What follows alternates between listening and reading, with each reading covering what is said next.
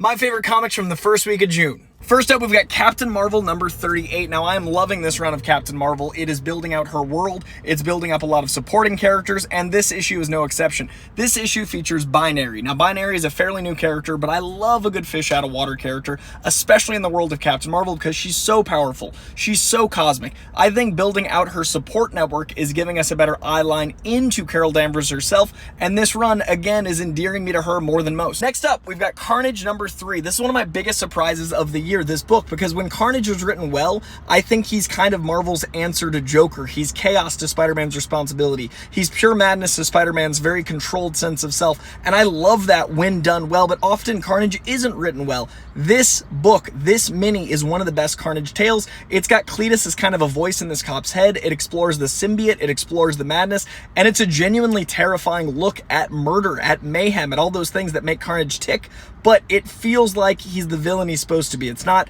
aggrandizing Carnage, and I think this book, again, really surprised me and will show people what Carnage can be when written correctly. A big ol' win of the week, we've got Closet number 1. There is nothing, seemingly, that James Tynion IV cannot do. Another incredible debut of a book of his over at Image Comics. This is a horror book that is about something we've all experienced, the fear of the closet, and it's a very welcoming opening tale that ends horrifyingly. You're immediately endeared to these characters, you immediately feel for this child, and you immediately remember all of your memories of being afraid of that very thing. It is a fun horror book. I'm getting this. Joe Hill and James Tynion get me into horror books. I was so impressed with this one. Next up, The Nice House on the Lake number 9. Well, another James Tynion IV book. I love this title. It is 9 issues in. It has built out an incredible world. It has so many characters, a giant ensemble list of characters that I love, that I feel like I expect certain things from, that I like the arcs of, while also building out a world that is so post-apocalyptic in a new way. It is genius. I don't want to give anything away. The first issue is twisty and turny, and then it dives in.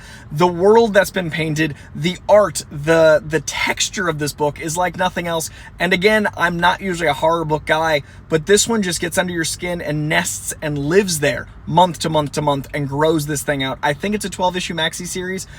I'm loving it. And lastly, Rick Remender's A Righteous Thirst for Vengeance number 8. I love this book, and this book is brutal. It is traumatizing. It is an action thriller movie from the 80s brought before your eyes. It's inventive in its messiness. I'm so impressed. This is not usually my cup of tea, but you're so endeared to our lead characters that when they're in pain, you're in pain, and this book really sticks with you. Here's that overall top 9 of the week. We got Action Comics Annual 2022, Black Panther number 6, Firepower 21, and Ghost Rider number 3. Go get some comics.